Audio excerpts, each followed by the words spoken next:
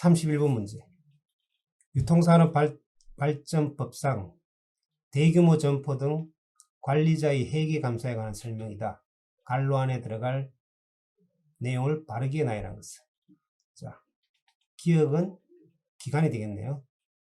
니은은 가반수인지 3분의 2 이상인지 5분의 3 이상인지 찾는 문제입니다. 자, 대규모 점포 등 관리자는 대통령으로 정하는 바에 따라 주식회사의 외부 감사에 관한 법률 제3조 항에 따른 감사인의 회계감사를 매년 몇 회 이상 받아야 한다. 일반적으로 주식회사 외부 감사에 관한 법률에는 1년에 1회 이상은 매년 받는 걸로 되어 있습니다. 따라서 회계기간이 1년이라고 봐야 됩니다. 회계기간은 일반적으로 1년입니다. 1년마다 1회 이상씩 받아야 합니다. 1회 이상 받아야 한다.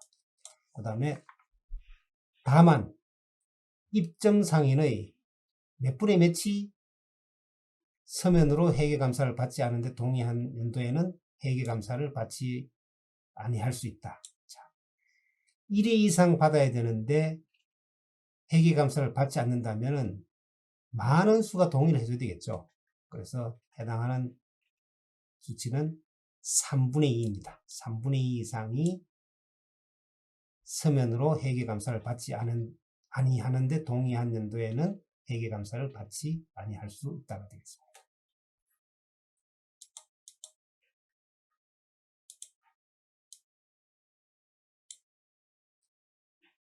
32번 문제. 항만운송사업법령상 항만운송 분쟁협의회에 관한 설명으로 옳은 것은 보기 1. 항만운송 분쟁협의회는 사업의 종류별로 구성합니다. 자, 사업의 종류별이 아니라 분쟁협의회는 각 항만별로 구성합니다. 항만별로 구성한다가 맞는 내용입니다. 보기 1번 틀린 내용입니다. 보기 항만운송 근로자 단체는 항만운송 분쟁협의회 구성에 참여할 수 있다. 맞는 내용입니다. 항만운송 분쟁협의회의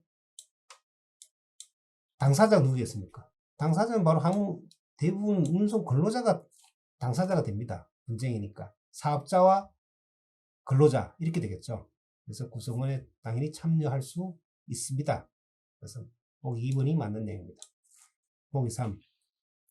항만운송 분쟁협의회 회의는 분쟁협의회의 위원장이 필요하다고 인정하거나 제적의원 3분의 1 이상의 요청이 있는 경우에 소집한다. 3분의 1이 아니라 가반수 이상의 요청이 있는 경우에 소집합니다. 보기 3 틀린 내용입니다. 보기 4. 항만운송 분쟁협의회 회의는 제적의원 가반수 출석으로 개의하고 출석위원 가반수 찬성으로 의결한다. 가반수 출석이 아니고 3분의 2 이상이 출석으로 개의하고 출석위원 가반수 찬성이 아니라 3분의 2 이상의 찬성으로 의결한다가 되겠습니다. 보기 5. 항만운송과 관련된 노사간 분쟁의 해소에 관한 사항은 항만운송 분쟁협의회의 심의의결 사항에 포함되지 않는다. 자, 노사간 분쟁 해소입니다. 당연히 심의의결에 포함되는 내용입니다. 포함되지 않는 내용이고 대부분이 노사간의 분쟁이죠. 대부분의 노사간의 분쟁을 해결하는 게 분쟁협의회입니다. 그래서 5번은 포함되지 않는다가 아니라 당연히 포함되는 내용입니다.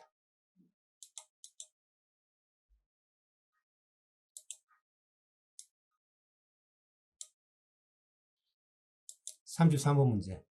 항만운송사업법상 항만운송에 해당되지 않는 것은 보기 1. 타인의 수요에 응하여 하는 행위로서 해운법에 따른 해상화물 운송사업자가 하는 운송. 자, 항만운송법상 항만운송입니다. 근데 해운법의 해상화물 운송? 당연히 이건 해당이 안 됩니다. 해상화물 운송 사업은 항만운송 사업이 아닙니다. 항만운송 사업은 항만하역 사업, 검수 사업, 감정사업, 검량사업 이 네 가지가 항만운송사업에 해당되는 사업입니다. 보기 타인의 수요에 응하여 하는 행위로서 항만에서 뗏목으로 편성하여 운송된 목재를 수면 목재 저장소에 들여놓는 행위. 이거 항만 하역 운송 사업입니다. 맞는 행위입니다. 항만 하역 사업입니다. 보기 3. 타인의 수요에 응하여 하는 행위로서 항만에서 화물을 선박하거나 선박이 싣거나 선박으로부터 내리는 일. 항만 하역 사업 맞습니다. 항만 운송 사업 중에 항만 하역 사업입니다. 맞는 행위입니다. 보기 4. 타인의 수요에 응하여 하는 행위로서 항만에서 선박 또는 부선을 이용하여 운송될 화물을 하역장에서 내가는 행위, 이것도 항만 하역 사업에 해당되고 항만 운송에 해당되는 사업입니다. 맞는 행위입니다. 보기 5. 타인의 수요에 응하여 하는 행위로서 항만이나 지정 구간에서 목재를 뗏목으로 편성하여 운송하는 행위, 마찬가지로 항만 운송사업, 항만 하역사업, 항만 운송사업에 해당하는 사업입니다.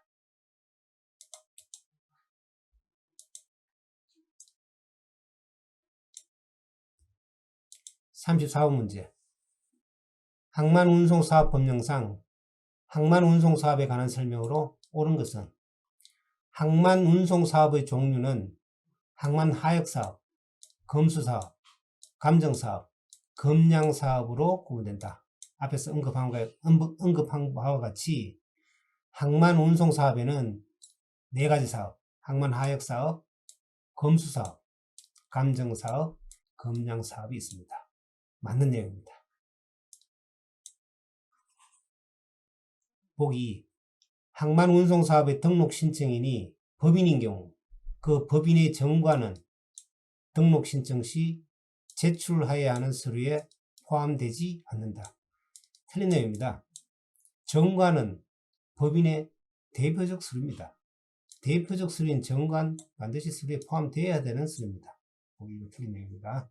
보기 3. 검수사 등의 자격이 취소된 날로부터 3년이 지난 사람은 검수사 등의 자격을 취득할 수 없다. 3년이 아니라 2년이 지난 사람입니다. 2년이 지난 사람은 자격을 취득할 수 없답니다. 보기 4. 항만운송 사업을 하려는 자는 항만별로 관리청에 등록하여야 한다. 자, 항만운송 사업은 항만별로 등록하는 것이 아니라 사업의 종류별로 관리청에 등록합니다. 그래서 보기 4번도 틀린 내용입니다. 보기 5. 항만운송 사업자가 사업 정지명령을 위반하여 그 정지기간의 사업을 계속한 경우에는 항만운송 사업의 정지 사유에 해당한다. 자, 사업 정지명령을 위반했습니다. 그리고 그 정지기간에 사업을 했습니다. 이거는 아주 심각한 위반 사항입니다. 그래서 정지 사유가 아니라 절대적 취소 사유입니다. 그래서 따라서 정지가 아니라 운송사업을 취소하여야 한다가 맞는 내용입니다. 5번은 또 틀린 내용입니다. 35번 문제. 철도사업 법령상 철도사업자에 관한 설명으로 옳지 않은 것은 보기 1. 철도사업을 경영하려는 자는 지정 고시된 사업용 철도 노선을 정하여 국토교통부 장관의 면허를 받아야 한다. 철도사업 경영 주체 국토부 장관 맞습니다. 그리고 면허사항 맞습니다. 보기 1번 맞는 내용입니다. 보기 2. 천재지변으로 철도사업자가 국토교통부 장관이 지정한 날에 운송을 시작할 수 없는 경우에는 국토교통부 장관의 승인을 받아 날짜를 연기할 수 있다. 연기할 수 있습니다. 있고 국토교통부 장관의 승인상 맞는 내용입니다. 지정한 날에 운송을 못한다면 국토부 장관의 승인을 받고 연기할 수 있습니다. 보기 3. 철도사업자의 면허를 받을 수 있는 자는 법인으로 한다. 맞는 내용입니다. 법인이 되어야 됩니다. 보기 4. 철도 사업자는 여객에 대한 운임을 변경하려는 경우 국토교통부 장관의 허가를 받아야 한다. 여객에 대한 운임 변경 국토부 장관은 맞습니다. 그런데 허가사항이 아니라 신고사항입니다. 따라서 4번이 틀린 내용입니다. 철도 사업자는 여객에 대한 운임을 변경하려는 경우 국토교통부 장관에게 신고를 하면 됩니다. 보기 5. 철도 사업자는 사업계획 중 여객열차의 운행 구간을 변경하려는 경우 국토교통부 장관의 인가를 받아야 된다. 맞는 내용입니다. 여객열차의 운행 구간 변경은 인가사항입니다. 보기 5는 맞는 내용입니다.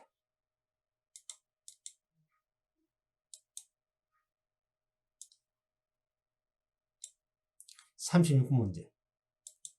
철도사업법상 철도사업 관리에 관한 설명으로 옳지 않은 것은 보기 1.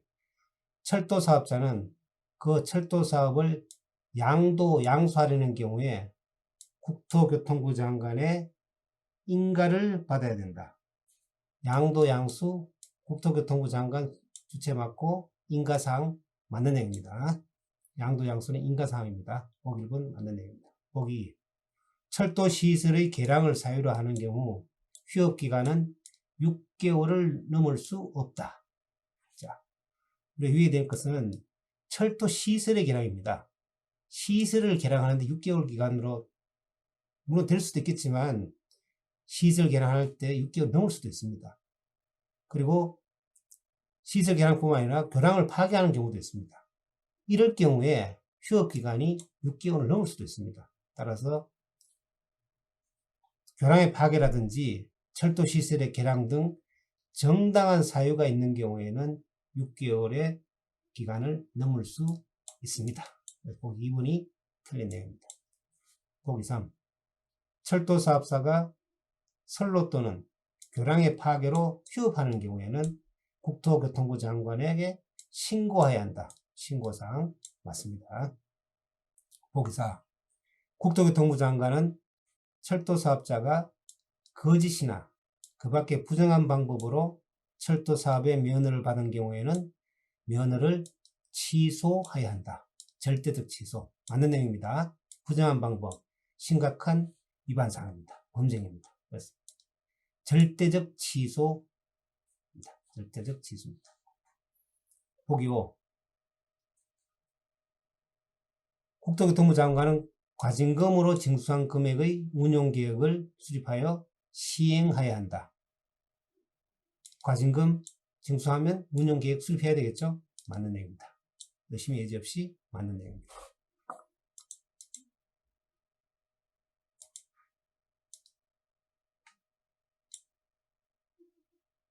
37번 문제. 철도사업법령상 전용철도에 관한 설명이다. 갈로 안에 들어갈 내용을 바르게 나열하겠어. 이것도 기간을 묻는 문제입니다. 1번은 몇 개월이고 니은은 몇 개월이고 기간은 몇 개월인지 묻는 문제입니다. 전용철도 운영자가 사망한 경우 상속인이 그 전용철도의 운영을 계속하려는 경우에는 피상속인이 사망한 날로부터 3개월 이내에 국토교통부 장관에게 신고합니다. 기획서는 3개월이 되겠습니다. 니은 전용철도 운영자가 그 운영의 전부 또는 일부를 휴업한 경우에는 1개월 이내입니다. 1개월 이내에 국토교통부 장관에게 신고해야 합니다. 따라서 3개월, 1개월이 정답이 되겠습니다.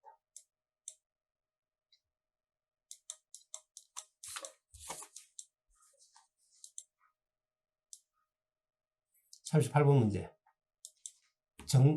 철도사업법령상 국유철도시설의 점용허가에 관한 설명으로 옳은 것은 보기 1. 점용허가는 철도사업자와 철도사업자가 출자, 보조 또는 출연한 사업을 경영하는 자에게만 한다. 자, 점용허가입니다. 철도사업자가 출연한 사업만 경영하는 자에게만 한다. 이 맞는 내용입니다. 예, 의심할 틀렸다고 의심할 내용이 없습니다. 보기 1번이 맞는 내용입니다. 보기 2. 철골조 건물의 축조를 목적으로 하는 경우에는 점용 허가 기간은 20년을 초과해서는 안 된다. 20년이 아니라 30년을 초과해서는 안 된다. 30년입니다. 3. 점용 허가를 받은 자가 공공주택 특별법에 따른 공공주택을 건설하기 위하여 점용 허가를 받은 경우에 해당할 때는 점용료 감면 대상이 될 수 없다. 될 수 없다가 아니고 될 수 있습니다. 공공주택 특별법이고 공익 목적이지 않습니까? 공공주택 건설 점용료 감면 대상이 됩니다. 보기 4. 국토교통부 장관은 점용 허가를 받지 아니하고 철도시설을 점용한 자에 대하여 점용료의 100분의 150에 해당하는 금액을 변상금으로 징수할 수 있다. 100분의 150이 아니라 100분의 120입니다. 100분의 120에 해당하는 금액을 변상금으로 징수할 수 있습니다. 보기 5. 점용 허가로 인하여 발생한 권리와 의무를 이전하는 경우는 국토교통부 장관에게 신고해야 한다. 자, 점용 허가 국토부 장관의 신고사항이 아니라 인가사항입니다. 점용 허가로 인하여 발생한 권리와 의무를 이전하는 경우에는 국토교통부 장관의 인가를 받아야 합니다.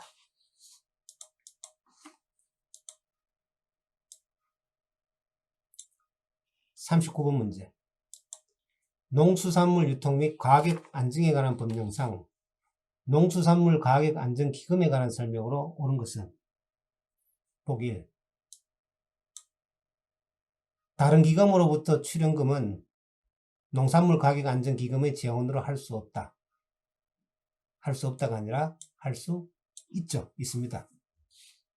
할 수 있습니다. 보기 틀린 내용이고. 보기 농산물의 수출 촉진 사업을 위하여 농산물 가격 안정 기금을 대출할 수 없다. 자, 농산물 수출 촉진 사업입니다. 촉진 사업이고 건장 사항입니다. 당연히 대출해 줘야 되겠죠. 대출할 수 있습니다. 보기 3.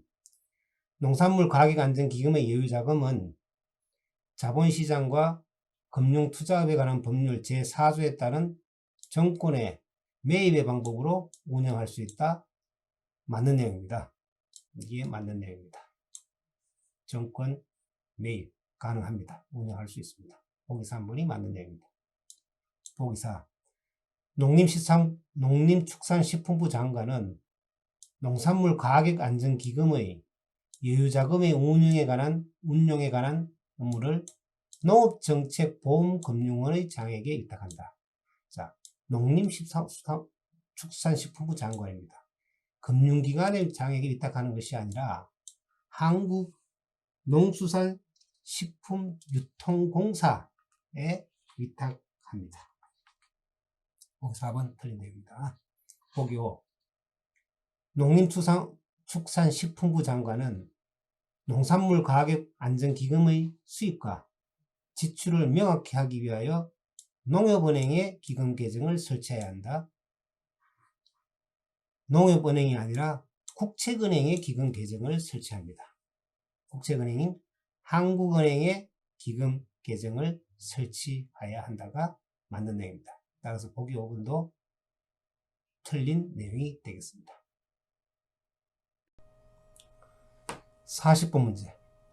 농수산물 유통 및 가격 안정에 관한 법률상 농수산물 도매시장에 관한 설명으로 옳은 것은 보기 1. 도매시장은 중앙도매시장의 경우에는 시도지사가 개설하고 지방도매시장의 경우에는 시군구가 개설한다. 자, 주체 의심해봐야 되고 주체가 틀렸습니다. 중앙도매시장의 개설 주체는 특별시, 광역시, 특별자치시 또는 특별자치도가 개설 주체입니다. 그리고 지방도매시장의 개설 주체는 중앙도매시장 개설 주체에 시가 추가됩니다.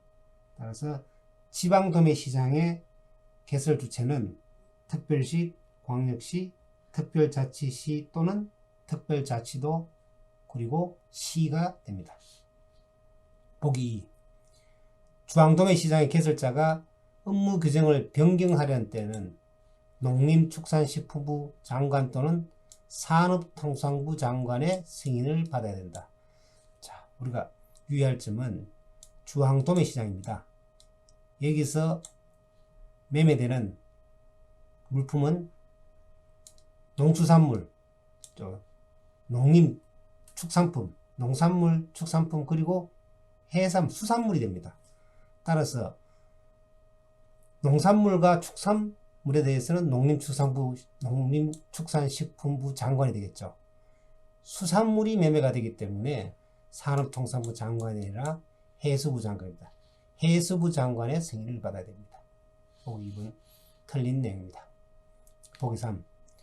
도매시장법인은 도매시장 개설자가 부류별로 지정하되 3년 이상 10년 이하의 범위에서 지정 유효기간을 설정할 수 있다. 자, 기간을 의심해야 되겠죠.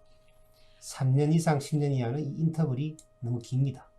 3년이 아니라 5년 이상 10년 이하 범위에서 지정 유효기간을 설정할 수 있습니다.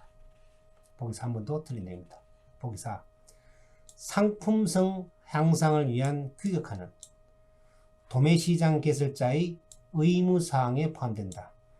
자, 상품성 향상을 위한 규격화입니다. 표준화가 되겠죠, 일종의. 이거 의무사항입니다. 맞는 내용입니다. 보기 4가 맞는 내용입니다. 보기 5. 도매시장법인이 다른 도매시장법인을 인수하거나 합병하려는 경우에는 해당 도매시장 개설자에게 신고해야 한다. 인수합병은 신고사항이 아니라 승인을 받아야 합니다. 따라서 도매시장법인이 다른 도매시장법인을 인수하거나 합병하는 경우에는 해당 도매시장 개설자의 승인을 받아야 합니다.